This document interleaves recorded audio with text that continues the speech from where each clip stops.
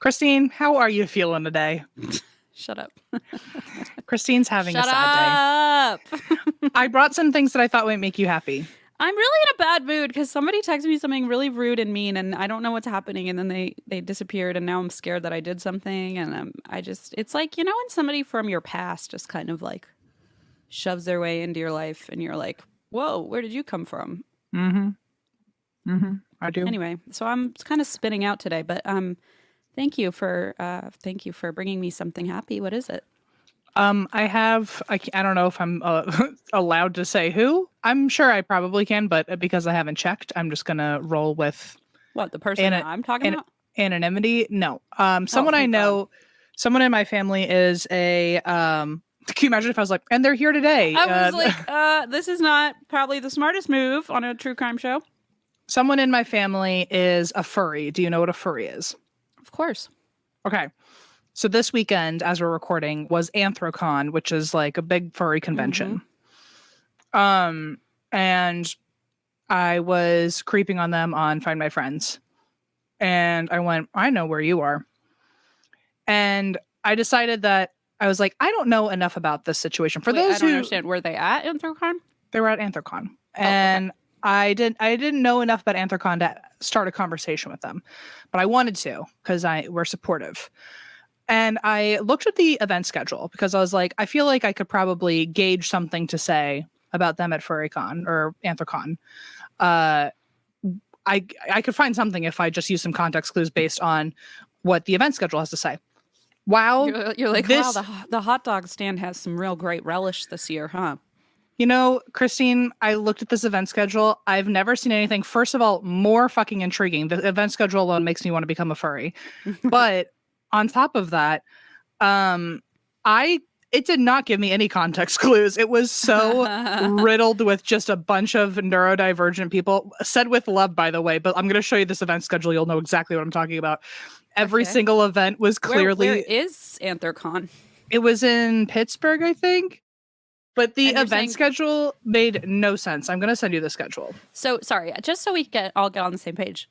So this is a friend of... Oh, wait, this is a family member, you said, and you... Yes. And you did not know they were a furry, or you did before? I knew they were a furry. I just didn't know how to talk to them about them being at Anthrocon. And so... Got it. But they are aware that you know. It's not like a secret or something that you're going to... Oh, no. It's often discussed around dinner tables. Got it. Okay, okay, cool. So here it is. Okay, Anthrocon. Oh. So I thought this was... His history of baseball mascots. Happy birthday, Godzilla. Wow, this is so fun. I'm telling you, okay, I wrote down my favorites because there's a lot to look through. It was like a 4-day affair, I think. This is unbelievable. So I was like, I don't know where to start. I really thought this was going to help me start a conversation with them about furries. Here are some that I wrote down. Okay, I'm picking my favorite, and I'm curious if yours is if my favorite is on your list. Okay. Starting strong, we have practical stabbing, which apparently is what? Which is about apparently like needlework and making your own furry costumes. How fucking genius! These people are funny. There is one called Goat Scream Up, where instead of a meetup, you just go meet up to scream. To scream, right? Sure. Inflatable Zoo. Ooh. Then there was Oni the Runaway Circus Bear Rock Opera. There was there's 2 different events, by the way, for people who are like really into roller coasters. And so there was one called like Ask a Ride Operator, or So You Want to Be a Ride Operator. And then there was another one called like Roller Coaster Enthusiasts Electromagnetic Launchaloo. And I think you get launched. That's what I'm understanding. Launchaloo? Oh. There's another one called I've Made Too Much Pasta. Love that. Wait, that one took me a minute. I was like, sorry, was that part of this, or is that just a side note? Okay. There was apparently like a debate meetup, but it was like in mass, and so they called it mass debation. They had Anthrocon Dead Dog Dance, where I guess you dance like on the floor. I don't understand. And then Ohio meetup. And then there's always an Ohio meetup everywhere. And then my favorite, because I know so many people, I don't know so many people who are furries, but I know generally in the fandom, a lot of like parents who don't understand what's going on will like in support bring their kid, but don't know where to go once they've dropped their kid off. There was a meeting literally called "So Your Kid Dragged You to anthrocon." No, wait, that's great. I think these people need to schedule every event ever, because this is like so over. Like I scrolled through it before you listed those. I didn't even catch any of those on this big list, because that's why I wrote some down. Many. Well, my favorite is personally 9:30 p.m. Eastern. Let's see, The Art of Making Horny Comics. That's you got to know. Good. There's a Zoology 101, just in case like you need to know the basics. There's also a Zootopia fan meetup, I guess, because a lot of them dress up. I'm assuming there's got to be one Zootopia costume in the furry fan. I'm sure. Jousting. I mean, wow. Rescuing senior dog. Oh, this one was canceled. Let's see. 3D printing fursuit parts got canceled. That's a bummer. That is a bummer. That sounds really cool. I think So You Want to Be a Riot Operator is so funny and random. Like, it's like this is like a work. This is like a job convention, an employee convention, and it's everything. And it's everything. And they're a craft fair. And that's what I'm saying. I know that this entire thing was funded, organized, directed, scheduled, starring only neurodivergent people, probably, because they said, fuck it to the corporate idea of a schedule. Fuck it to a convention schedule. If you want to know about baseball mascots, go to this place. If you want to know about model trains, go to this place. And it's like anybody. It's like anybody can have an event. You are a ride operator? Come on in. Have a conference room. It was like the only requirement was like you have to have a hyperfixation, and then other people will probably also have that hyperfixation. And I thought it was just so beautiful. It's almost also like come to this find event your people. Find your hyperfixation. I love that, because you know what?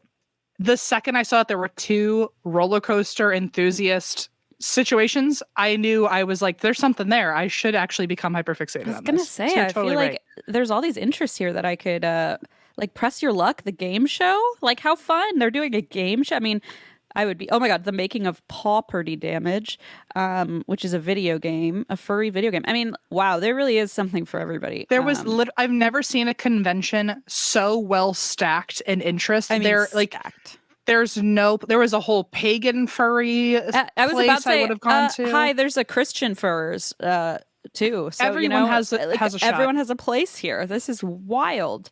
They also had one area that was just called like the drawing room, and it was apparently just a room where you just like, I think it's like a sensory space to like just draw and color, and that was what I heard at least.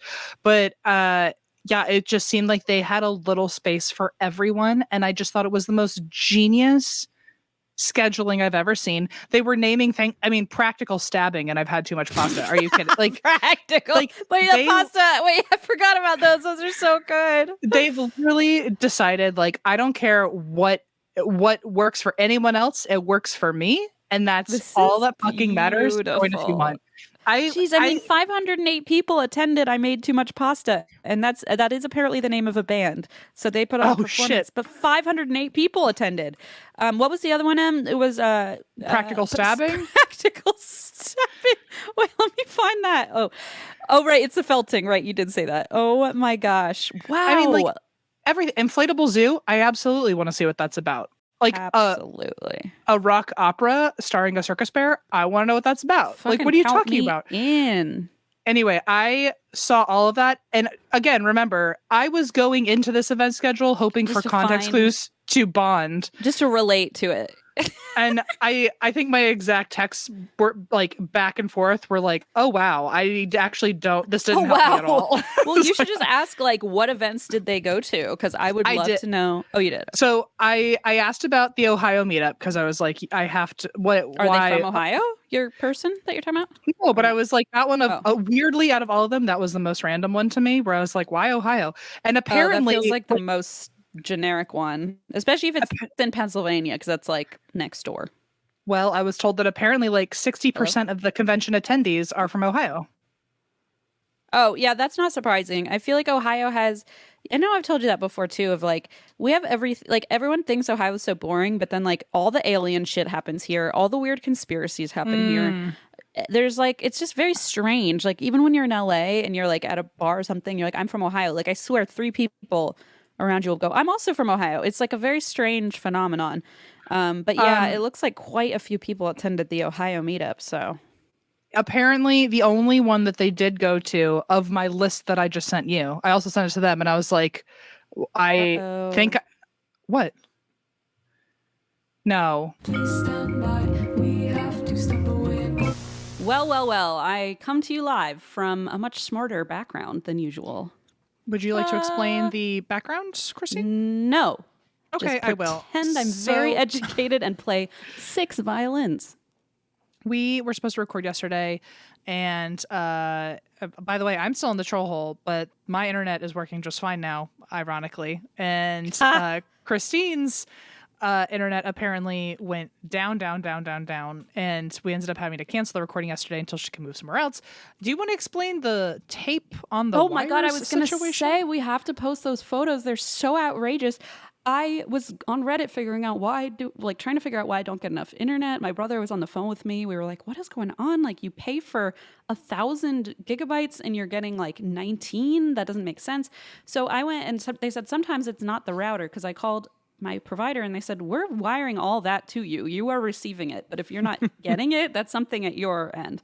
So I was like, all right, let me follow this wire. Oh, interesting. It goes through a cabinet, through a fireplace, up a chimney and out the wall. And I was like, that's strange. What a fun scavenger hunt. And so I went outside to find where the wires went. Oh, they had broken off years ago, but somebody decided to just wrap the loose frayed wires inside the cable together and just postal tape. He's like, just fucking packaging tape to tape it together. And that was how all the wires were. And they're just hanging off the brick wall outside in the rain. And I'm sitting there going, well, no wonder I don't get fucking internet. And I've been paying so much money for like the best internet.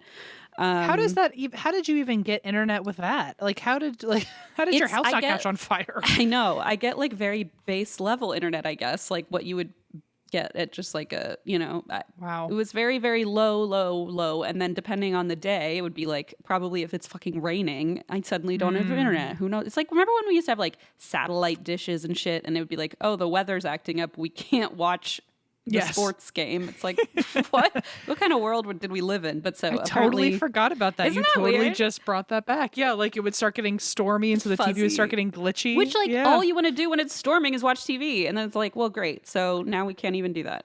Yeah, or like not just when the power would go out, but if there was like a really bad storm, the only thing you couldn't do was watch TV if the whole TV went out. Oh, tragic. Well, so anyway, wow. I decided to move into my mother's office, and I swear to God, I wish I could show you these. She has monitors. Let me see if I can.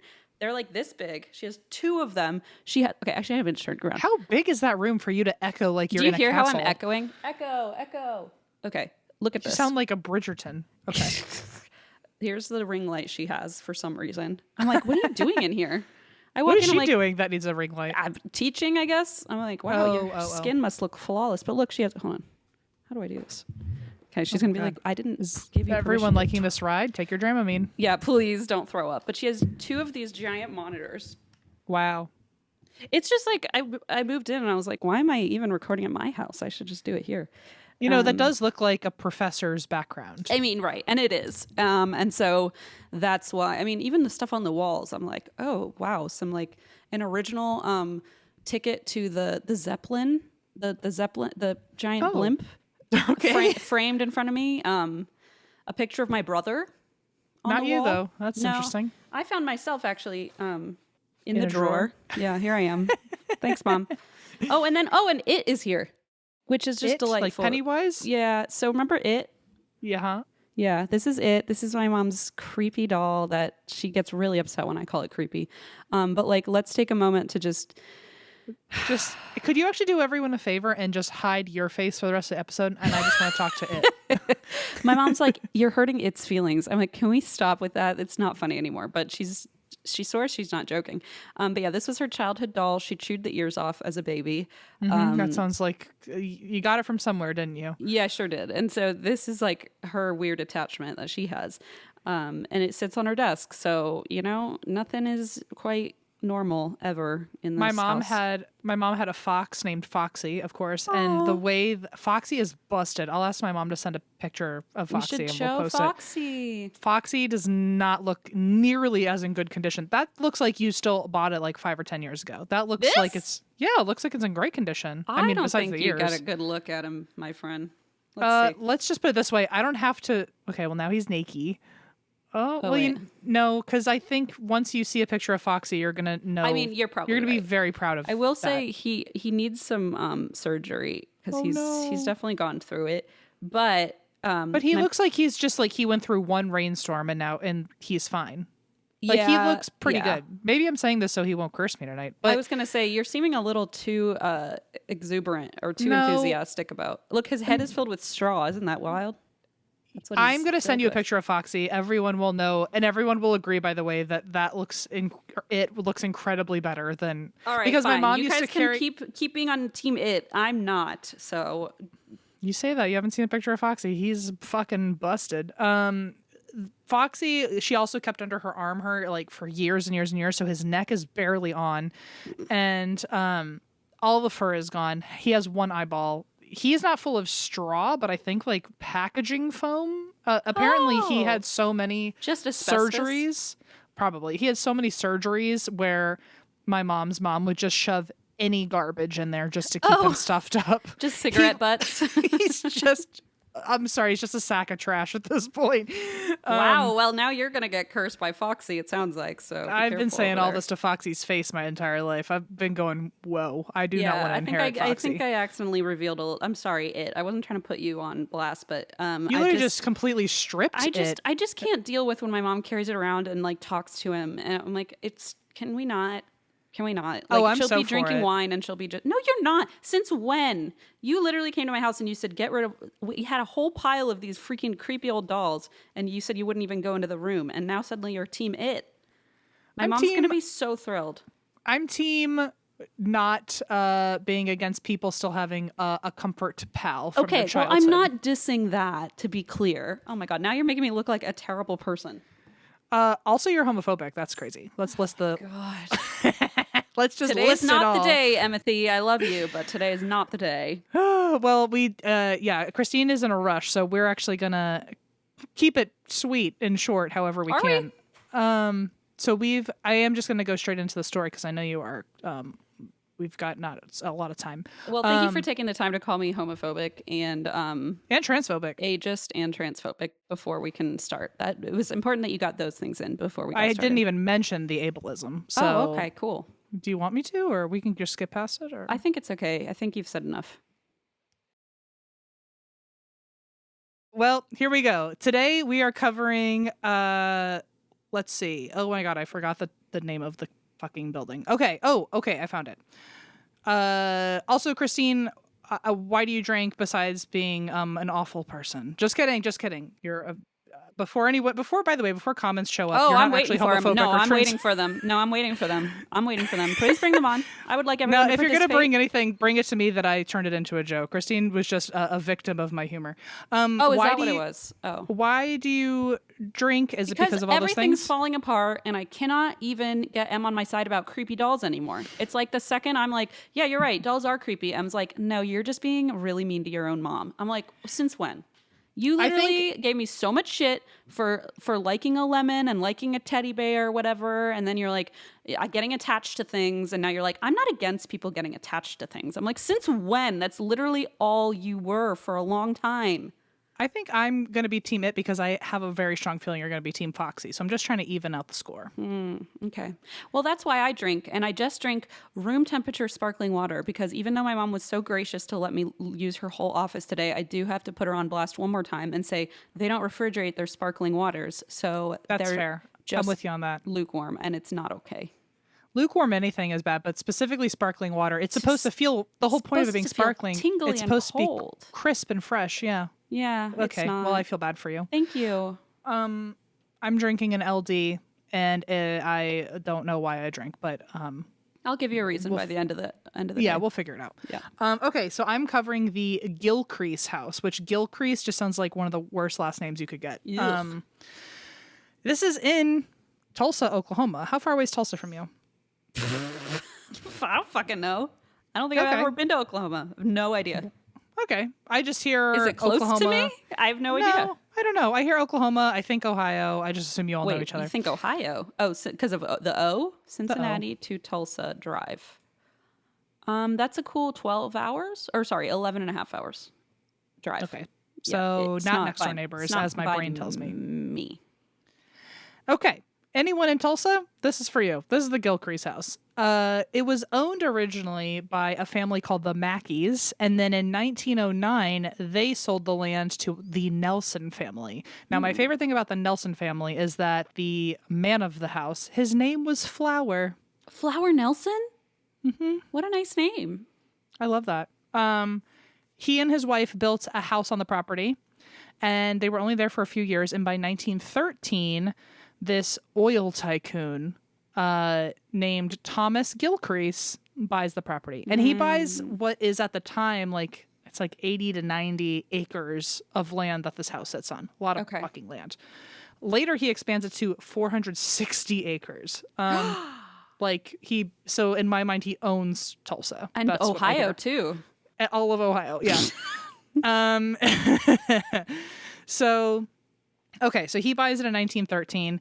He becomes an oil tycoon. He's a philanthropist, and he, just to give you some idea of his background, he has Native American descent. He's from the Creek Nation, which apparently is similar to, or it's the same thing but different word for Muskogee.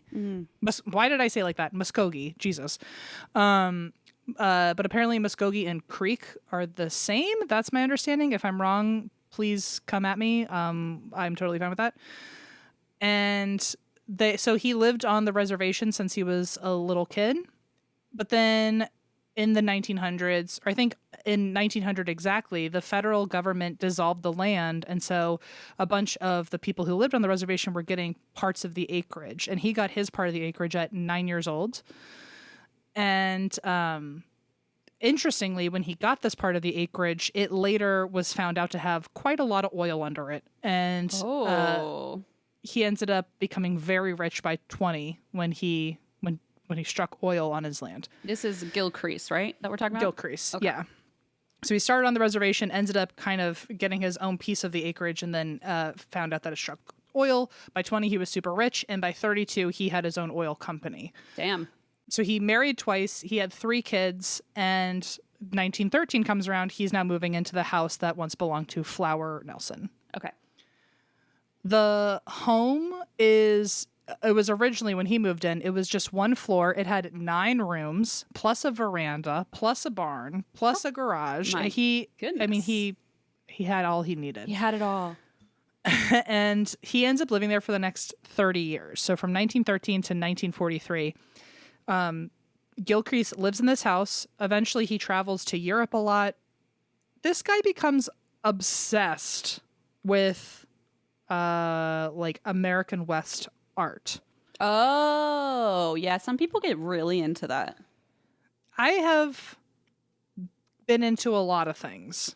That's not one of them. That's a big industry. Well, also you have to think about his background being from that area. Like I imagine that's probably part of his upbringing too, and like Totally culturally significant. But there are big pockets, like especially in China, there are huge like Americana, like people collectors who like collect Wild West Americana and that kind of thing, and even bourbon and moonshine and all that, and have it they like go for big bucks, and they will like bid on it and stuff. Oh, well, so art, maybe it's because it's like this big, expensive, in my mind, it's like a rich, wealthy type of collection. If you're going to collect anything, art is like the most fancy pants thing you could collect.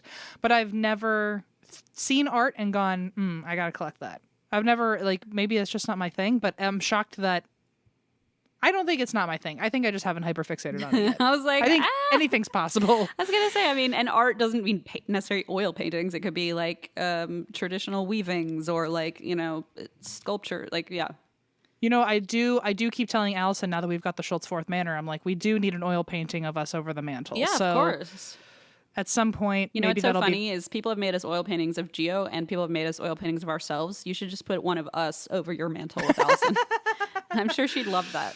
She would love that. Yeah, I could actually just put ours up and then I'll just like print out a picture of her That face and works. just tape it on with like Scotch tape on your face. Well, and, when but I the come- body will be the same. But when I come over, can you take that off? Because I'd like to see myself up there. Yes, obviously. Even when she goes to the grocery store, I'm going to take it Thank off. It's just when you. she's around. But anyway, I am excited to get I would like to get an oil painting of the two of us that we like frame but put on hinges, and so it's like a little door on the wall. Ooh, a and little there's safe like, behind little it. safe, yeah. Or like I did tell her on Etsy people make like busts, like head statues, and I was like, we should get a bust of each of us and then put that on the secret passageway door. I mean, come on. It should be, Oh. you should bend one. It's like the lever to open the door. Creak. And then you should install a microphone that makes a creak sound or speaker that makes a creak sound because your house is It'll probably actually- not going to creak by itself. No, it will not creak. We only have one creek currently in our house, and it's And getting you're fixed already trying to immediately. fix it. I'm like, holy shit. Imagine living in a world where you could fix your only creak. I know. Well, Miss, I live in a haunted manor. I know. like a real everything creaks all day long. Yep. one. I know. How I like it. Okay, so this guy, he's living here for 30 years. He's traveling to Europe a lot, and at 22, he buys his first oil painting. This is the beginning of him being obsessed with artwork.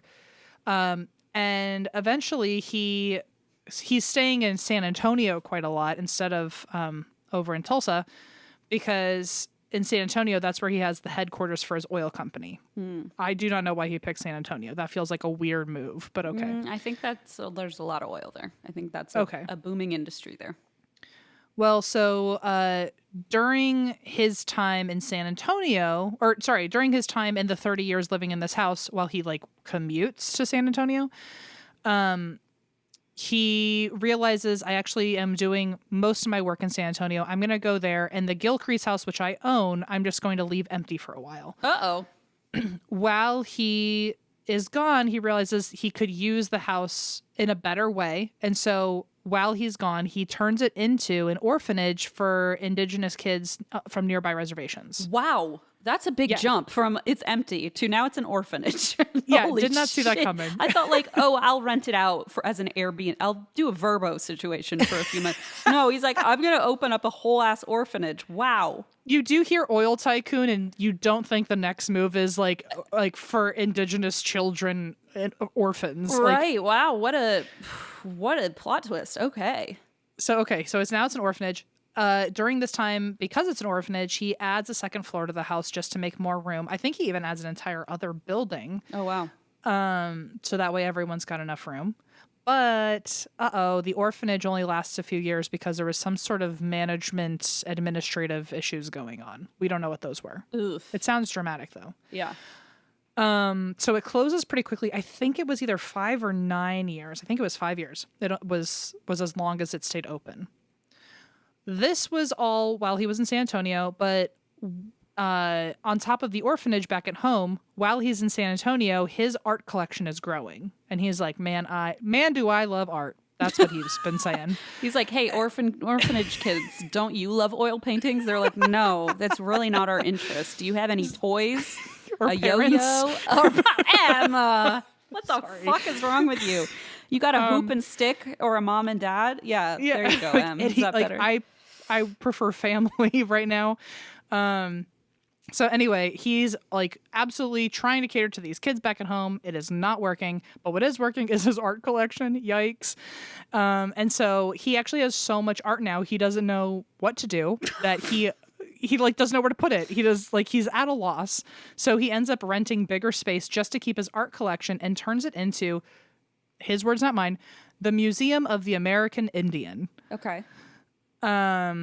He also, now that he's got this space, same thing happens when you like move into a big ass house, I guess. He was like, well, now that I've got all this space, I should just keep buying art. See, you fill your space. It's what happens. You find a way. So he continues to expand his art collection, and this includes several indigenous artists in his collection. So he's got whole sections where just indigenous artists are where he's getting his art. Fun fact, apparently, this includes what are in his collection. One of the things that he bought that was like one of his bigger purchases, I think, was the entire collection of Dr. Philip Gillette Cole. And apparently he's like a big name in art. Again, it's the one place I have not ravaged around in. But the amount that he paid for the entire collection, he couldn't even afford one piece of that guy's art today. Oh, So wow. he's Yeah. made a deal. It was like a good I've deal heard for of this back in the person, I think, this artist. I looked him up, and it felt like I was gonna have to do like a totally different topic on him, so I just kind of just left it at his name. Yeah, okay. But apparently he's a big time artist, and like one piece of his art today would be worth more than the entire collection that Gilcrease bought. Whoa. And because Gilcrease, in his art collection, he's including so many indigenous artists in his work, he is even honored by the Sioux Nation and made an honorary member. And then they give him the name, I hope I'm saying it right, Wakarpi Wakatuya, which means high star. Oh, that's But lovely. so he's being recognized by other nations for him representing them in his art collection. And by 1949, he moves back to Tulsa From San Antonio. from San Antonio. Okay. It's been empty this whole time, and it was especially now that it was now empty all this time after the orphanage didn't work out. So he was like, well, no one's there. I'm just going to move back home. He brings his oil company with him, and he brings the museum with him. He opens the San Antonio Museum back in Tulsa. Oh, okay. And he renames it the Thomas Gilcrease Institute of American History and Art. Whoa. And he opens up the museum on the grounds of his home, which is how we get like 460 acres over time. Uh-huh. And I mean, he brought his entire art collection, and it was probably already bigger than that one museum he was paying Right. for anyway in San Antonio. It was a big ass collection. He had so many pieces. He didn't have enough space now in Tulsa to display all of it. So now he opens this museum that I just named. He opens it to the public. That way other people can now see this stuff too. Because apparently, I guess he originally had it all out on display. He even hired an architect at some point to like create a museum just for him. Like just to display it all, but like not like for outside strangers. Yes, like hiring an architect to make like the world's biggest trophy case, essentially. Cool. And then he later was like, okay, I'm going to open it up to the public. So in the 1950s, oil prices begin to decline. So his career starts to suffer, and he's struggling to afford maintaining his collection or even paying for new pieces to finish out parts of the collection. And he has like such an insane amount of debt. I think it was like $2.5 million or something. He has so much debt, and he's like really struggling because oil prices are down, that he thinks of just selling his entire collection altogether just so he knows that it at least is all together and like all intact versus people just taking pieces of it. But apparently his museum, now that's open to the public, Tulsa is getting, I guess, tourism money from that, or people are just obviously coming in more. And so they start freaking out that he's going to sell the collection because then they lose a museum. Basically. Right. So citizens of Tulsa get together and like they like have like some sort of like town hall meeting, I guess, and they vote to get a bond that will pay all of his debts. That's nice. Yeah, and like Gilcrease, I don't even know if he was involved in that. It sounds like other people who just liked his museum and didn't want to lose it agreed to this, and then maybe like surprised him with like hey, we paid off your debt. With a giant check. Yeah. An oil painting of a check, actually. So Gilcrease is now technically debt-free, but other people paid his debts off. And so after he saw the kindness of Tulsa, he decided that he was going to deed the collection to them after he died. Oh, that's nice. And he also, whatever funds he could give them at the time, he agreed to like pay to help maintain the museum, or I think like he had a foundation, and he agreed in his deed that like the foundation would help pay until the bond was given back, essentially. So in 1962, Thomas Gilcrease dies. His remains are entombed on the grounds, and his final piece of art, I suppose. Oh, beautiful. And the grounds are still open to the public. The house is not, I guess. The house has been open every now and then because they'll try to start up like art An classes orphanage or something. Oh.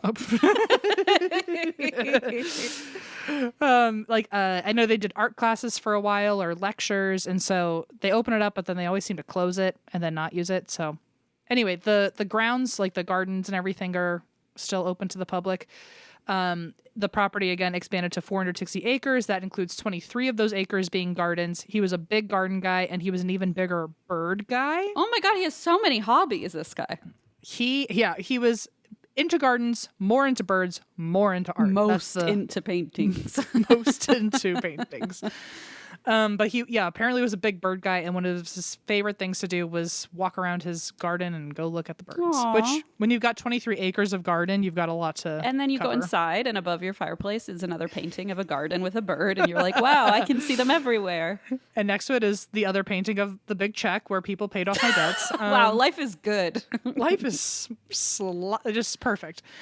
So these gardens, fun fact, I guess because to him, I'm assuming the gardens were also a form of art, because the way that he designed it was that they showcased, this is a quote, showcased the gardening styles of different periods in the American West and plants that were culturally used by Native Americans. Oh. And then another quote is that about the museum. The museum today houses one of the world's most extensive collections of Native American and Western art and artifacts. And then just to show you like how intense his collection was, another quote is that during his lifetime, Gilcrease collected more than 10,000 artworks, 250,000, that's 250,000, Native American artifacts, and 100,000 rare books and documents, including the only surviving certified copy of the Declaration of Independence. What? He was... Jesus. He had quite a collection. Yeah. And now to tell you about the ghosties there. The things he collected he did not mean Oh, to, I didn't even, I was like, from the 5 years it was an orphanage, but duh, all the collections of stuff, that makes so much more sense. Well, so actually the very first ghost is Thomas Gilcrease himself at the house. He's seen wandering, mainly floating through the gardens. Delightful. And he's often looking up at the sky. Aww. A lot of people say he's not looking, I guess some people say he's looking up at the sky in some like spiritual, religious way of like seeing a light. But a lot of people say that guy was just probably fucking bird watching. I was literally about to say, well, it's obviously he's bird watching. What do you mean he's having a religion? He's looking for another grackle. I was going to say, do you happen to know any birds native to Tulsa, Oklahoma that he might have been like looking out for? I probably don't, and so I'm just going to say cardinal because that seems to be every state's state bird. So I'm just going to say cardinal. Actually, that's a good point. Let me see. Hold on. State bird, Oklahoma. It is the scissor-tailed flycatcher. Well, that's what dumbass. that's what I was going to say next. Obviously, I almost came out of my mouth and you interrupted me. So Scissor-tailed flycatcher. She's actually so cute. Hang on, you should Google her. okay, let me tell you real quick. The what? Scissor what? Scissor-tailed flycatcher. The tail looks like two little... She's beautiful. What a cool bird. And look at her in flight. Her tail literally splits like a scissor. Damn. It looks like the ends of a scissor. That is a hot. She's that is a hot cute. bird. That was is a hot bird. That's a weird thing to say, but I maintain it.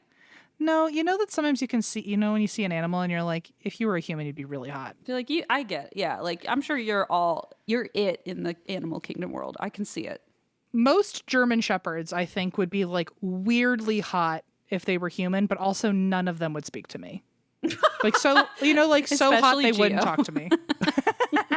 Well, like they've all got that chiseled jaw, and I'm like, I know you would just be at the gym every day and you would take one look at me and not speak the eye to me. makeup is always perfect. I'm like, yeah, way to rub it in.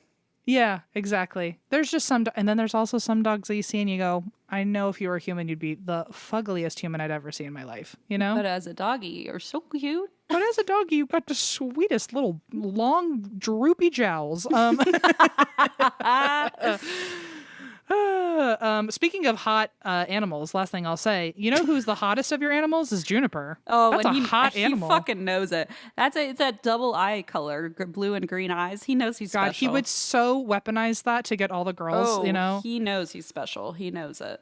That's another animal who I know would not take me seriously He at doesn't all if he were he human. doesn't take me seriously as a cat. So I imagine as a person, it would be even worse. Yeah. Interesting that I think all the hot animals would not talk to me. Yeah, I think I wonder that what maybe that you need means to talk to psychologically. Jordan about that. I don't know how to address that. Well, you just did to all of us, so maybe just play this audio clip for her. I'm sure she'll understand. You know who? Well, no, okay. I know I'm getting too deep into it. Okay, so let's move on quickly before Jordan has like a real revelation about my mind. Okay, so Thomas Gilcrease, he's probably bird watching, and that's what he's known to do in his afterlife. That sounds like a great afterlife. Seriously, it's like some The people's ultimate- retirement I was gonna say the ultimate retirement is Yeah. just bird watching for the rest of time. in your own beautiful gardens. I love that. He also wanders around his house, which apparently is why or I should say allegedly, is why the turnover rate as a security guard there is so high. You're kidding.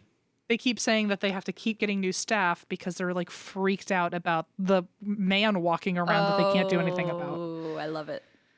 People have reported seeing him, or I guess like full apparitions of him. Many of the staff have claimed to just walk around at night, and you just gotta be cool with that. I don't know if I would want to have that job No, every night. no thanks. There's also, interestingly, not just Thomas Gilcrease, but there's another man that walks around the property, and nobody knows who he is. But a ghost man. A ghost man, Got but it. nobody knows who he is. One person got a picture of him by the balconies. He was wearing a hat. That's as far as that's all we know about him pretty much. Others see him wandering the halls, but he is known to make really loud bangs and knocks for investigators if you ask. Sometimes when you don't ask, people have heard loud crashing sounds in rooms next door, and then they go in there and there's nothing wrong with the room. Weird.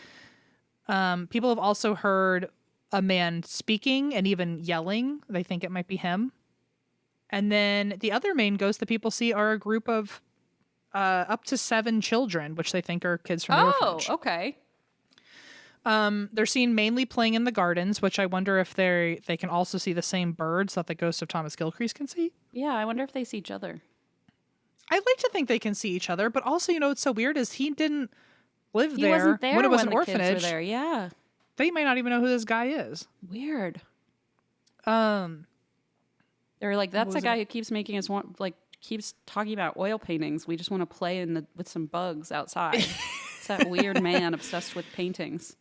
Okay, but here's my favorite part about the kids is that if you go and investigate there, I guess you can ask the kids for favors and they want to be helpful. And so one investigative team asked the kids to help them find something from a long, long time ago. Oh my God. Moments later in the same room, they had looked at the whole room, and now they found on the ground an old earpiece. I don't know what that means. Like, I'm guessing from like glasses or something, like an old earpiece. Uh-huh. And they were like, oh, that's weird. And then they left and came back into the same room 10 minutes later and found an old vintage toy. Like, are you kidding me? Creepy. People hear the little kids laughing and running around, things like that. But throughout the house in general, people have experienced doors opening and closing on their own, the sounds of them opening and closing on their own. People have gotten pictures of glowing lights and pictures of mists walking by. They've heard footsteps. They've heard whispers. They've had people get their hair tugged, items go missing and then reappear in weird places. People have gotten some really weird temperature changes and EVPs, including a woman screaming, "Help me." Yikes. No. Which, again, I feel like most of the EVPs that I saw listed on different sources, none of them made sense with Thomas Gilcrease's history, but I imagine they all have some attachment to artworks that he's brought into the property. So a woman screaming, "Help me," could be from a piece of artwork. There was also, there was one where I saw, I think it was EVPs of 2 women talking to each other, but there was never really a time where multiple women were living on the property, so they think it might be from that. Babies crying. That could be from the orphanage, I guess. But it sounded like a lot of the EVPs were what are the artwork is attached It's almost to. like collected in one space. Yeah, how weird. People also hear a woman singing. People have heard a piano playing. Really weird is they've heard a big band playing upstairs. Oh, that's cool. That terrifies me. Like, imagine I would honestly, I prefer that to just like 2 keys of a piano. Like, I'd rather That's just hear the true. whole band, because if it was one piano, I'd be like, oh, talk that's about sinister. imagine how jarring that is, though. Like, it goes from silent to like just the loudest jazz you've ever heard in your life. L is for the way. I'd be fucking delighted. I don't know what you're talking about. Play me some Glenn Miller band. You know what I mean? Yes, obviously. Obviously, everyone does. There's also apparently the sound of 2 men arguing really loudly, and they don't know what this would be in reference to, but people hear 2 men screaming at each other upstairs. Oh, no. And then the entire building feels like something's angry at you. Ooh, oh, no. Apparently there was one investigative team who heard the 2 men arguing, and like went to go see what was going on and felt someone standing behind her, and he felt apparently very mean and very nasty, and the whole team left shortly after. Bad There's vibes. one investigator named Terry French, who I think is part of the main group who goes here, and this is a quote from her. Cameras fail, cell phones shut off or won't work. We never turn our bus off because we were afraid at one point that we would never be able to get it started again. Oh, God. Like a horror movie, like the car stops keep the working. car running. A couple years back, they installed a bunch of new security cameras, and they kept going off in the south bedroom one evening. Tulsa police were called. They came out with trained police dogs where they tried to go up the stairs, but the dogs absolutely refused to go up. Ooh. They started whimpering and wouldn't budge. They ran out of the house, and when the police went up there themselves, not a living soul was there. Dun, dun, dun. Although they have some teams investigate the building, the museum does not actually have any ghost tours that I know of, but the property, fun fact, is currently ran by the University of Tulsa. Okay. And that's the Gilcrease House. That was my lightning round, so I'm you sorry. could get out on time. No, I'm sorry to rush everything. No, you're good. I just tried to get through it so you wouldn't feel, rushed.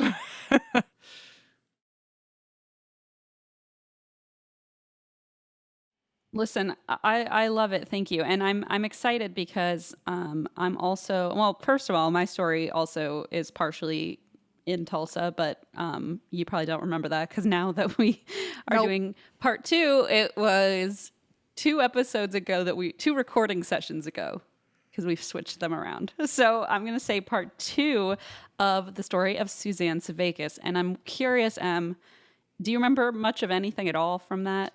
I remember the girl. So she goes missing with her kid, or the kid goes missing. Hang on. The kid gets taken out of school by the guy. Yes. With a gun. Yes. They find out later that the kid is missing. They're trying to find the kid's mom, but then at some point we find out that I don't know the middle part, but I do know that someone finds her face on the news when people are looking for her or trying to learn about her, and they find out that was a completely different name that people remember her going by, and it was actually, she was this.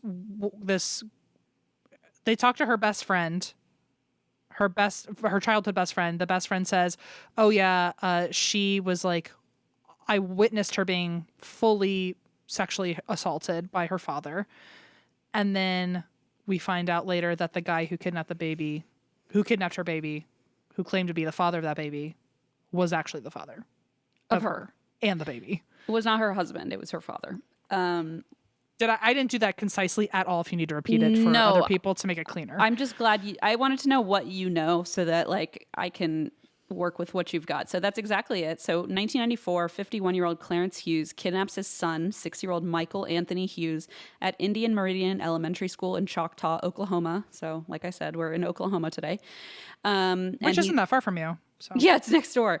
And he left the school principal handcuffed to a tree. The FBI got involved, and they learned that Michael had recently been removed from Clarence's home. Well, no, sorry, he hadn't been recently removed. He was removed 4 years ago when Michael's mother died, who was Clarence's wife, Tanya Hughes. And she was involved in a car accident, hit by a car, and had been killed.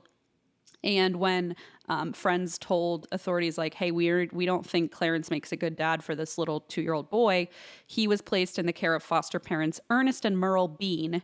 And they had been raising him for 4 years now. They were going through the adoption process as he was abducted from his elementary school. And it had also been determined shortly before that abduction that Clarence was not Michael's biological father, and that is why his parental rights were permanently revoked. And so Michael, although he was thriving in the new home with the Beans, they were on high alert because Clarence was furious about losing custody of his son. Shortly thereafter, Clarence drove to the elementary school, abducted him and the principal. FBI Special Agent Joe Fitzpatrick took the case, recognized Michael probably had not very long because behavioral science experts predicted that Clarence would get tired of Michael and kill him within a few days. Oof. And Clarence, once they dug into him, was identified as one of just many aliases belonging to the same man whose birth name is Franklin Delano Floyd. And meanwhile, back in Georgia, they're posting all these news reports about Michael being missing, and they're looking for him, and they're sharing photos of his mother, who was killed 4 years ago. And so back in Georgia, Tanya's high school best friend, Jenny, like you mentioned, recognized her, called authorities, said, I don't know who Tanya is. That's my friend Sharon from high school. So they showed Jenny a picture of Sharon and her husband, and Jenny said, that's not Sharon's husband, that's her dad. And she had, like you mentioned, witnessed him sexually assault his own daughter during a sleepover in high school, which had scarred her for life. And she knew he was a very bad man, but she had no idea what had happened to him after they left town. They skipped town when Sharon got pregnant by her boyfriend in high school and wasn't able to go to Georgia Tech, where she had gotten a full scholarship. Very tragic story. But now we pick back up. And investigators now know that Tanya is actually Sharon, or at least that's the name that she went by before Tanya. So they follow her trail, and they find out that before going to Oklahoma, she'd actually been in Tampa, Florida, and she had lived there with Franklin / Clarence sometime after her high school graduation. And he had taken her there and had basically forced her into dancing at a club called Mons Venus. This was a hugely popular club. Sharon's friend and fellow dancer, whose name is Heather Lane, recalled in an interview that this club was known for having beautiful girls. She said, quote, we didn't just wear lingerie, we wore amazing French lingerie. We wore the best of everything. This was like a high class establishment. This is classy. Yeah, this is where wealthy people came to watch the dancers. And when Sharon first started working at Mons Venus, the other dancers basically described her as looking like a little kid. They were like, she looks so young. She just graduated high school. Heather described her as looking like a living baby doll. Like she was just so young and innocent. And she befriended Sharon and tried to, guide her, show her the ropes. And on her first night, Heather said, okay, Sharon, I'm going to kind of bring you in easy. I'm going to bring you in on a private party at the club. It's like very beginner level, and it has a big payout. Essentially, you're required to dance on the stage, but this package didn't include any touching, right? So no lap dances. So that she was like, this is an easy entry point. Like you can just dance. There's no discomfort of like unwanted touching and that kind of thing. No lap dances. Like a light start. Yes, like an easy, exactly, an easy entry point. And at the end of the night, the idea is both dancers could walk away with $500 to $1,000, which today is about $1,200 to $1,500. Oh, dang! And so they brought Sharon in on that. But that night, Heather was like, "Where did Sharon go?" And the club owners approached Heather and said, we kicked Sharon out because she had been standing outside of the bathroom offering men sex acts for $50. Oh, shit. Okay. And they were like, we're not that kind of club, and we don't know what her deal is, but you could get so much more money for so much less activity. Like, I feel like, yeah. Wait, was That was the idea. So when they questioned her, she told the managers her father made her do it and was asking her to get as much, cash as possible from her time there. And wow. that's when Heather realized, oh, great. So Sharon is literally being trafficked by her father. She also quickly realized that Sharon was pregnant because it became impossible for Sharon to conceal. And this was Sharon's second pregnancy because if you'll recall, in high school, she had gotten pregnant by her boyfriend, and her dad kind of canceled her plans to go to Georgia Tech. And so instead they were allegedly going to Arizona to give the child up for adoption, but instead they ended up in Tampa. And to be honest, they didn't know what happened to the first child, but now she's pregnant with her second. And this would become Michael, who later on in the story we're looking for. Okay. So she's pregnant with Michael. Michael became Sharon's whole world. She absolutely adored him. Sharon lived in a mobile home community with Franklin, her father / whatever he is, where they had a neighbor named Michelle Couples, and she was 15 years old, and she often babysat Michael for the family. So Michelle would often see Sharon bring over a friend from the club, and this friend was Cheryl Comesso. Now, Cheryl became kind of, I don't even know the best word to use, but she became basically completely wrapped up in this whole Franklin bullshit. Thing. Yeah. So Michelle later described often seeing Cheryl drive by on her way to visit Sharon and Franklin. And Michelle said Cheryl made a huge impression on her. She was so beautiful, very stylish, was always made up with beautiful hair and clothing, makeup and nails. And Michelle always felt like, as kind of a dorky 15-year-old, she just felt like so special when Cheryl passed by and said hi to her and gave her attention. And so she made like quite an impression on young Michelle.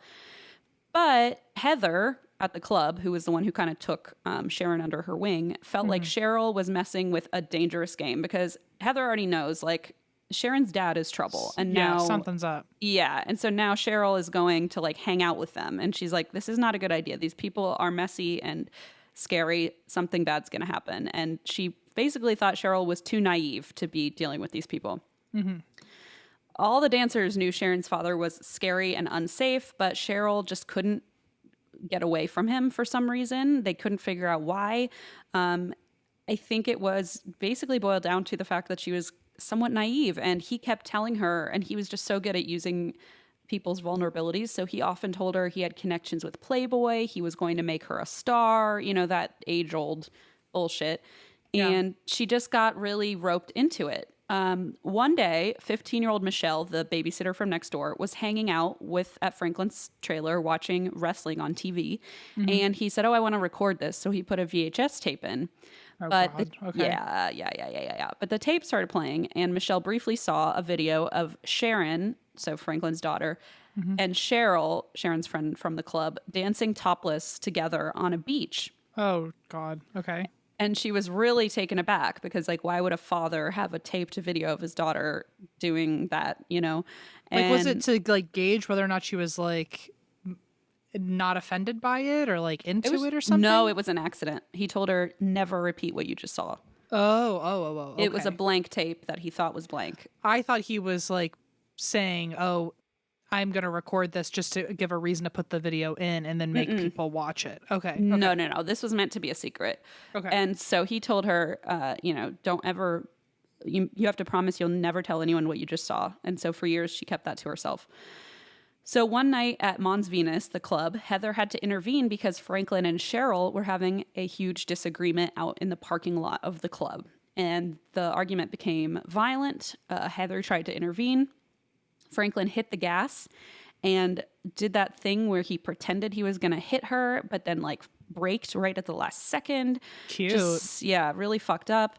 And she knew Franklin was physically abusing not only Sharon, but also Cheryl now because they were both coming to work covered in bruises.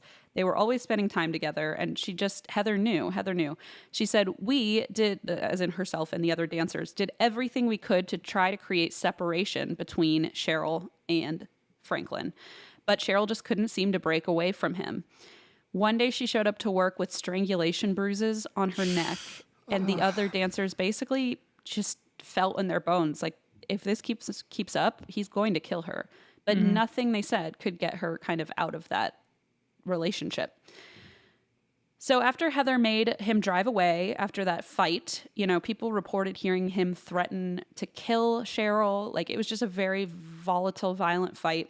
Heather made him leave the property, and she walked Cheryl back to her car and told Cheryl, I cannot protect you from them. You need to stay away from them.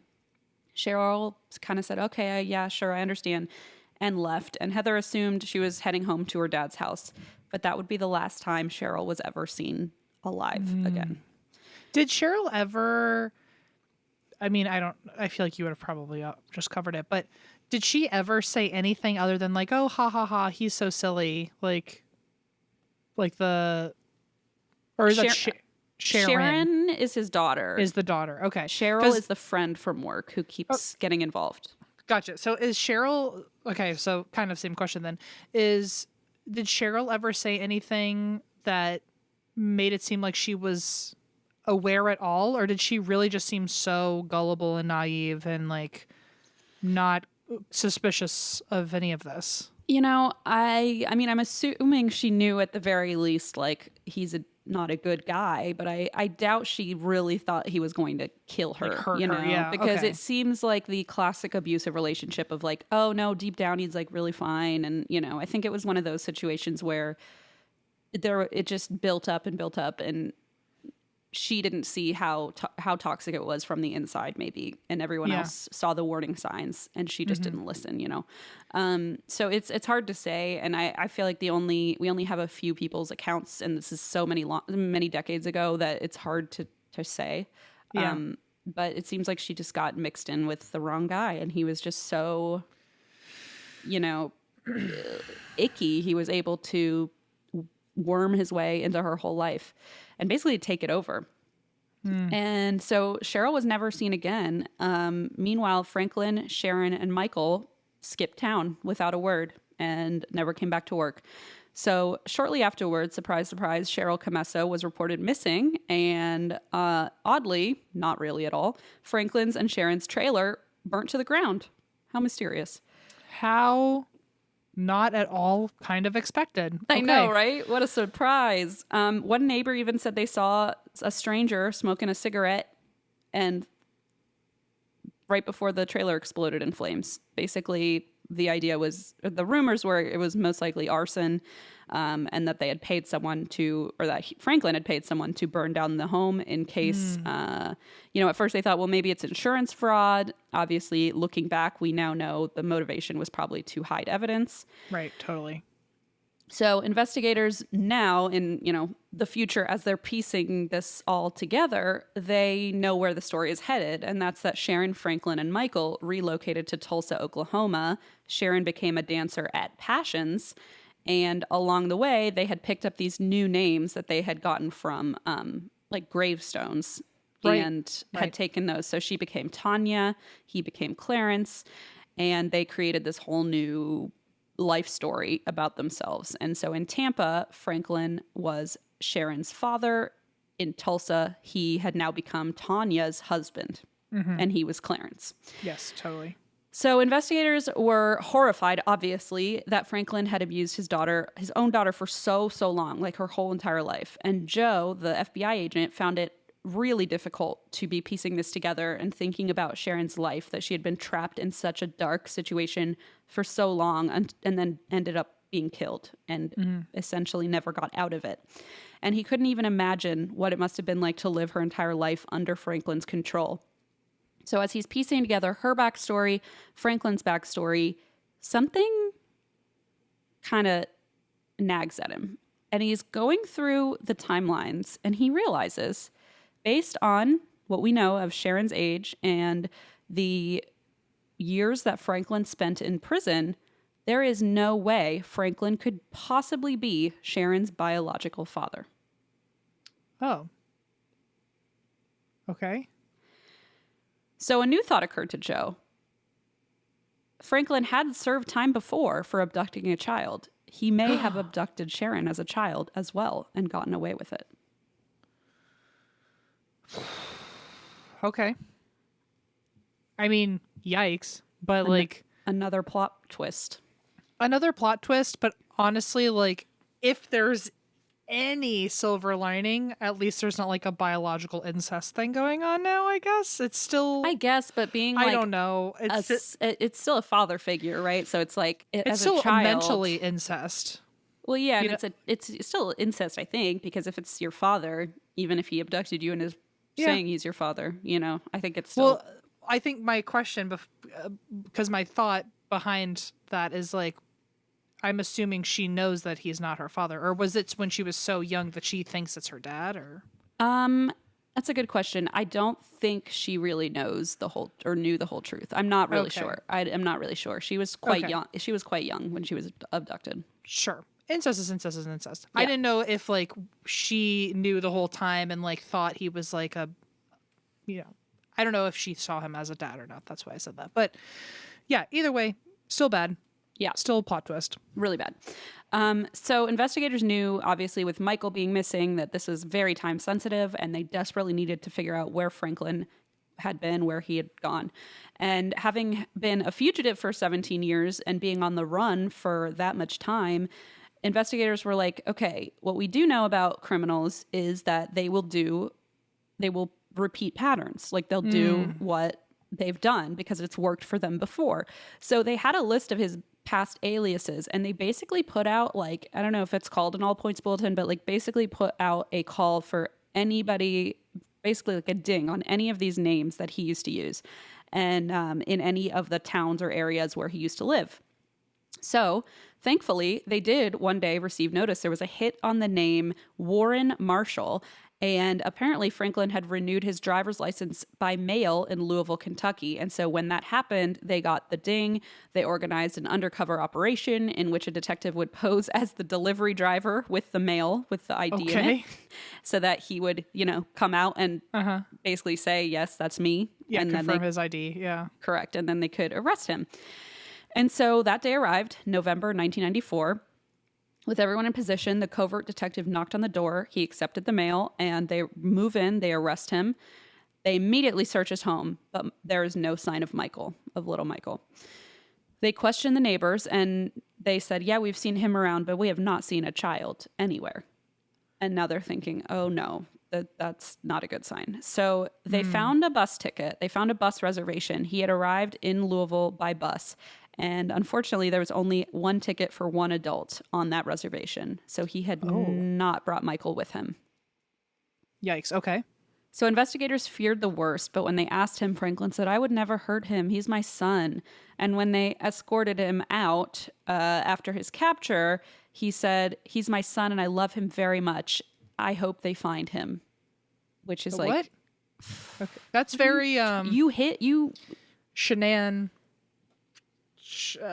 the guy that he did the interviews. God, yes. Wow, yes. It's like Chris Watts, I think Chris his name Watts. is. The way that like in interviews everyone was like, how is he, this is not a normal like response. Talking to reporters and being like, oh man, yeah. And so he basically told reporters like, I love him, I hope they find him. And it's like, you actively took him by gunpoint. What do you mean you hope they find him? Tell us where he is. It's just so batshit to me. So eventually Franklin told investigators an optimistic version of the story that they wanted to believe, but kind of couldn't quite believe. According to him, he'd left Michael with a very kind, wealthy family who wanted a son to raise as their own, but nobody really. Generous. Yeah, wow, that's so thoughtful of you to take him by gunpoint and then give him away to a wealthy family. Like, yeah, right. After like duct taping the principal to a tree or some shit like that. Yeah, bullshit. So, of course, no one's buying it. And Merle and Ernest Bean were like, they went on TV. They made public appeals to find Michael. They had been so close to completing his adoption when he was abducted. It was like very, very bitter for them. In fact, they did not foster another child for a long time after that because they really struggled with this loss. Oh. And they had fostered like 80 kids or some shit. Like, over their lifetime. I think that came out a year or two ago. So they've definitely went back to fostering, but at the time it was really, really hard. They said all the kids counted him as a brother, and so it was very heartbreaking. But despite all the public pleas, there was no word of where Michael could be. And the only person who knew exactly where Michael was refused to speak. And Was the guy saying, I hope you find him? Yeah, exactly. It's infuriating. So investigators were convinced at this point, unfortunately, that Franklin had murdered both Michael and Sharon, but they had no evidence for Sharon's case, and they couldn't even prove Michael was dead. So instead, all they could do is charge him with the kidnapping of Michael and Principal James Davis, kidnapping using a firearm, carjacking, and carjacking using a firearm, because the truck that he had taken was actually the principal's truck. Oh my God. And then he had taken that with him and left the principal handcuffed to a tree. So while they are building this case against Franklin, they go tracking down that truck. And wouldn't you know it, they find it. They find it at a mechanic in Kansas. And the mechanic said, hey, you might want to take a look at what I found hidden taped to the gas tank. And they said, we probably don't want to see it, but show us anyway. And that's what we would say for sure. That's what I would say. Can you just tell me what you found? Can you just hint at it? I don't really want to know. But yeah, precisely, your instinct is correct, because taped to the gas tank was an envelope. Inside, there was child sexual abuse material featuring Sharon as a small child. As well as another young woman who had been beaten so badly that investigators looked at the photos and said, he killed this woman. Like, she's so on the brink of, like, she's been beaten so badly in these photos, there's no way. They were pretty confident he had killed this person. Wow. So they had no idea who she was, this other woman. They knew Sharon, but they sent the photos of the other woman to agencies throughout the country, hoping like maybe somebody would recognize her. And in the meantime, they went forward with the kidnapping case, and that went to trial. So in court, we talked about Jenny, who was the one who kind of cracked the case and said, that's not Tanya, that's Sharon, and that's not her husband, that's her dad. So she actually testified in court, and she said it was absolutely terrifying. And remember, like, her last real interaction with him was that horrible, scarring, life-changing moment when she witnessed him at a sleepover raping his own daughter in front of her by gunpoint. I mean, yes. that was her experience with him. So, you know, she's now on the stand, and she said it was absolutely terrifying, but afterward she basically described it as a feeling of, I got you, fucker. And I was like, yes, thank you. Wow. So Franklin, of course, being one of these fucking bastards we talk about on the podcast, decided he wanted to defend himself in court, because they always do. I love it. I love it. Please. It's like the only good thing that ever happens in these, because you're like, okay, well then I know you go to prison because you're too stupid to defend yourself. You just think you're so smart. You don't even have to tell me the rest of the story. Exactly. I already know how it goes now. Like, well, I feel like every judge, I feel like this, I mean, if you're a judge out there and you, for some fucking reason, listen to this show, can you tell me if, like, when people say they're going to defend themselves, what the percentage is of people who are guilty that do that? I wonder if I feel like look it's that up. nearly 100. Yeah, I feel like that can't be good. I mean, and how many of them at least are narcissists? It's got to be 90%. Oh, I mean, especially in a case like this. I mean, it's one thing to defend yourself with a parking violation, but like to defend yourself like over the murder of multiple people and kidnapping of a child, like, good luck to you, my friend. Yeah, but I feel like if a judge sees a man go, I'm going to defend myself, I feel like they respond exactly how we do, of like, great, come on down. Easy. Come on we'll down. be done by lunch. Yeah. And I also, it's also extra scary though, if you think about it. Cause like, I mean, I've definitely seen this on like SVU and stuff, and Criminal Minds, but because he wanted to defend himself, he's now the one who's cross-examining Jenny. Yeah. So like that part is scary, because now she has to go face to face with him, and he's, you know, challenging her. Well, so I think actually Mariska talked about this in one of the episodes where I think that's where I'm getting this information from. But a lot of times I think people will decide that they're going to defend themselves in court because they know they're going to jail, but it's their one last way of like harassing the person. Ew. It's like I'll take the fall, and I know I'm probably going to go to jail because there's no way I could do this as good as a lawyer, but I get a platform, degrade you in front of everybody one more time. Well, I don't think that he really was concerned about her so much, because he didn't even, I don't think, remember her. Like, she remembered him because she was witness to that sleepover. But so in this case, he's just cocky. Yeah, he just thought he could do this himself. And when he was cross-examining her, he said, oh, you only think I'm a bad person because the FBI has already informed your opinion of me. And Jenny goes, nope, I actually based my opinion of you a long time ago when I saw you rape my best friend and your Bam! daughter. Yeah, That's right. You go, girl. And she said to him, outraged, you were her daddy, you were her father. And she said after that, basically Franklin's defense team just looked completely defeated. Like they were like, okay, Yeah. well, we're lost. We lost. So, of course, the court found Franklin Floyd guilty. He was sentenced to 52 years in prison with no chance of parole.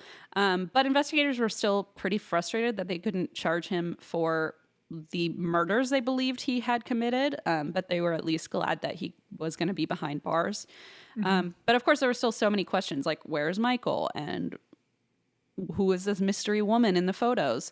So March 29th, 1995, this case takes a whole nother turn when a highway crew discovers skeletal remains in Florida alongside a breast implant and abandoned clothes and jewelry. Is it Cheryl? It's Cheryl. She has been shot in the head and she was listed as a Jane Doe until a year later when detectives matched the shirt found with the remains, the skeletal remains, to the photo that was inside the gas tank, taped to the gas tank of the badly beaten woman in the truck. So essentially they now know, they're piecing this all together. They're saying, okay, dental records confirm it. The woman in the photo is Cheryl Comesso. Franklin clearly has murdered her and dumped her body and was sexually abusing her, as well as Sharon. And it looks like Franklin and Sharon, timeline-wise, had fled town after the murder years earlier, and Franklin changed their names and married Sharon as a cover to, like, change their identities. Dang. So detectives searching for Cheryl might suspect Franklin. This was at least his plan, but now they were searching for a father and his daughter and grandson, not a married couple and their child, which is why he, like, twisted the plot and said, oh no, like, this is my wife, you know, and that's why everything got so convoluted. And of course, the idea is he probably burned down the trailer to destroy evidence. All this is kind of coming together. Of course, they end up talking to Michelle Couples, a babysitter from next door. She looks at the photos and says, oh yeah, that's Cheryl. And also that's Franklin's pullout couch that she's sitting on. Like that's his couch from his trailer. So Ding, ding, ding. she knows full well exactly where the photos were taken. And with that, Franklin was charged with Cheryl's murder. Thank God, found guilty, and he was sentenced to death in 2002. Okay. So at least, you know, Cheryl's family had closure, and they were at least able to, you know, name her, give her a name instead of just a Jane Doe. Mm-hmm. But of course, Detective Joe is not finished yet because he's looking for Michael. And they Go also Detective Joe. Poor Detective Joe is like, I'm so overwhelmed. He's looking for Michael, which is like very time sensitive, even though he's pretty sure he's probably been killed. But, you know, he wants to find him alive, hopefully. But also he's like, who is Sharon? Was she really abducted? Like, where did she come from? Where's her family? And so in 2002, there was this author named Matt Burbeck, and he saw a photo of Sharon as a child and learned about her story and felt very compelled to write about it. So he tried his best to solve the case, and he interviewed Franklin in prison, but wouldn't you know it, Franklin refused to admit anything factual. And instead, he told Michael his own childhood story, which, you know, was pretty traumatic.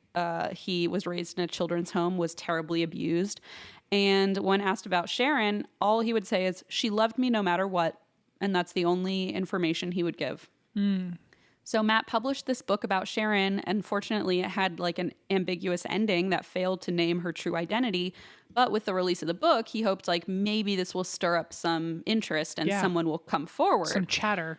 Yeah, some chatter, and maybe we'll get a lead. And amazingly, they did, because in 2005, only a year after the book's release, Matt received an email that read, would the DNA of Sharon's daughter help you?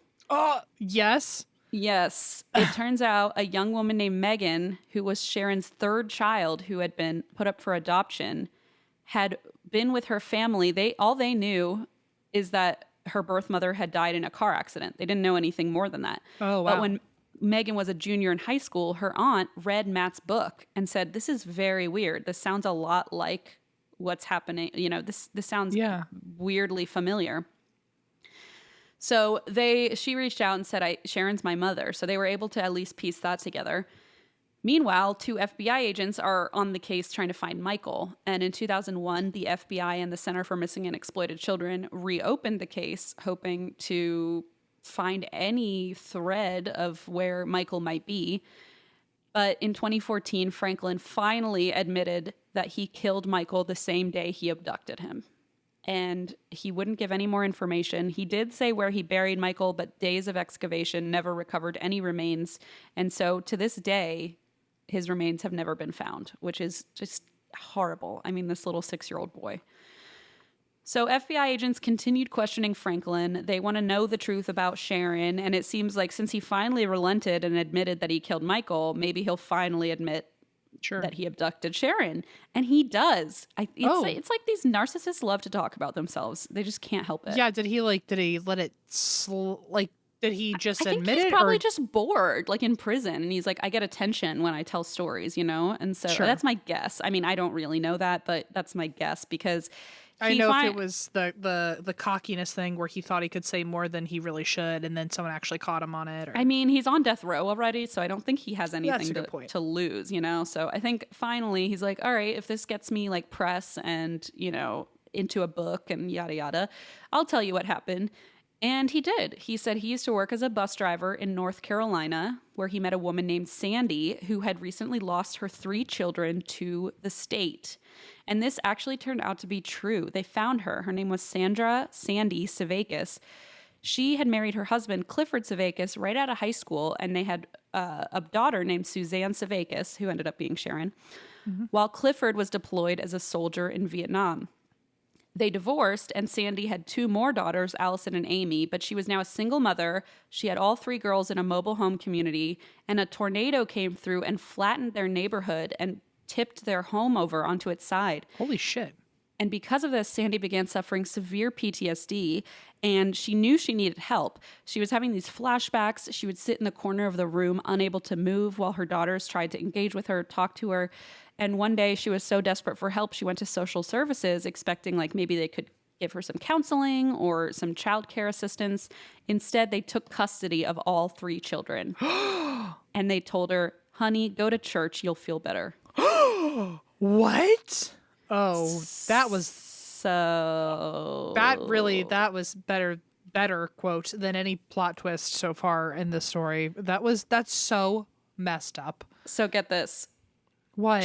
She goes to church, and this man comes forward and says, hey, I can help you. My name is Franklin Floyd. Oh, fuck. Meets him at church. I mean, it's just like, of all things. Well, first of all, social services contacted Sandy's ex-husband, Clifford, and the father of her eldest daughter, Suzanne. And they said, hey, you know, you can have Suzanne. However, we're not separating Suzanne from Allison and Amy because they're so close. Mm-hmm. So either you could accept custody of all 3 girls or relinquish parental rights to Suzanne. And he was only 22 years old. He just got home from Vietnam, was shell-shocked, traumatized. He was struggling to adjust to life back in the States. He was unemployed. He was living with his parents. He was like, I can't raise 3 young children. So he made the really painful decision to relinquish custody of Suzanne so she could be placed alongside her sisters in an adoptive family. Okay. Meanwhile, Sandy took the social worker's advice. She went to church, and while she was crying in a pew, a man named Franklin Floyd approached her, asked her what was wrong, and told her he could help her. So he married her, and they got their daughters back from social services. But Sandy quickly realized this was not a good Samaritan. He actually was terrorizing the family, her and her daughters. He was threatening them with knives. He was physically abusing them. One day she was out buying diapers, and she was arrested for a bad check and was sentenced to 30 days in jail. And by the time she was released, she got home, and all 3 of her daughters and Franklin were gone. Oh, my God. So she went to the police, but when they found out Sandy and Franklin were married, they said, it's a domestic issue. We can't help you. You have to figure it out on your own. What is going on with the resources in this town? Oh, my God. Well, no comment. No comment. That's a great one. Franklin was long gone. He had actually dropped Amy and Allison off at an orphanage and left town with Suzanne, whom he renamed Sharon. And finally, Sharon Marshall / Tanya Hughes had her birth name back. She was Suzanne Sevakis, and both her parents were still alive. Wow. So in 2014, 15, 16, they're now realizing what has happened to their daughter. And it must just be so tragic. I can't even imagine. So all the pieces are now together. It's kind of ends up, with a beautiful, heartwarming story. Matt and Suzanne's daughter, Megan, who's Sharon's birth daughter, worked together to erect a new gravestone for Suzanne, replacing the one that her friends had originally written to just say Tanya. Oh. I know. And Megan was just so delighted to meet people who had known Suzanne in life, and she was able to learn what a bright, wonderful, and loving person her birth mother had been. Jenny, Suzanne's high school best friend, was happy to finally learn the truth about Suzanne's life and was able to share stories about her as a teenager and what a wonderful friend she had been. And Megan said in an interview, she was the definition of a friend to everyone, the sound voice and the support system for people, which is absolutely insane because she had none of that at home and she did it all with such poise. Yeah. So the new headstone was erected June 3rd, 2017, with the epitaph reading, Devoted Mother and Friend. Aww. And I know, it gives me goose cam. They held a memorial service in her honor, and Suzanne's friends, her parents, and her daughter Megan were all in attendance. Her father, Clifford, said he took comfort in learning how much Suzanne meant to people and found it amazing that despite her circumstances, she seemed to have made such the most out of her life and such good relationships with people, even though she had such a bad home life. Yeah, despite it all. Despite it all. And he was now able to connect with Megan, his granddaughter, which was really cool. Oh, that's great. Yeah. And so he said, I can't talk to Suzanne, but I can talk to Megan, and that'll do. So, makes me want to cry. Megan has her own... Okay, now I'm going to cry. Megan has her own son now, whom she named Michael, after the older brother she never met. And she said, Michael didn't get to live out his name, and I wanted that name to keep going. So... Piece of shit Franklin Floyd died in prison of natural causes, age 79 in January 2023. And that is the story, the 2-part story of Suzanne Sevakis. Woo! What a doozy. Also, he died last year of natural causes, even though he was on death row. Yeah, most people don't get. Death row usually takes like a long decades. Time. Yeah. Okay. Well, Christine. Oh, thank you so much. Well done. Wow. Thank you to Saoirse for helping piece this together. Thank you to the documentary, The Girl in the Picture, which is so well done and features Megan and a lot of other people, and Jenny and the babysitter. So if you want to watch all of them kind of tell their own stories, that's a really cool documentary to watch. It's on Netflix. Wow. Well, and Christine, we did it on time. I know. Now I got to run to soccer practice. But next time we record, we will be recording in after hours, after dark, and I'll either be in here or I'll have better internet. We'll find out. We'll all find out together if you look like a professor next week or if you look like a little gremlin back in your old I was gonna troll say hole. I could do a show and tell. There's all sorts of weird shit in here. That'll be if you come back next time and you're in there, then the after hours could be, or the after dark could be the show and tell of. I'll just grab random stuff off the shelves and see what's inside. It could be a yearbook. It could be that doll again. Could be that doll. She seems to be everywhere. So yeah. Anyway, thanks for listening, everyone. Oh, I know you have to run, but thank you, everybody. Please go get our book, buy tickets for our live show, join us on Patreon. And this is the shortest episode ever. That's why we drink.